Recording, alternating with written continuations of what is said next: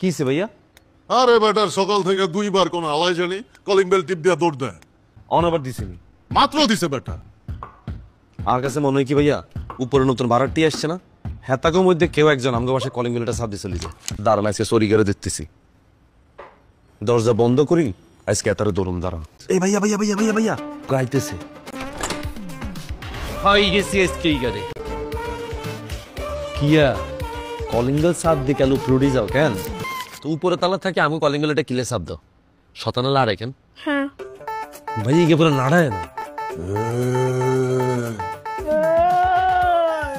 ভাই, এই আমনে এই দিয়ে দিল। আসসালামু আলাইকুম গাইস, আপনারা যারা ব্যাচেলর পয়েন্ট সিজন 5 এপিসোড 47 সম্পূর্ণ ফ্রিতে দেখতে চান তারা আমাদের এই ভিডিওর ডিসক্রিপশন বক্সে একটা লিংক পেয়ে যাবেন, সেখানে ক্লিক করে আপনারা সম্পূর্ণ ফ্রিতে দেখতে পারবেন।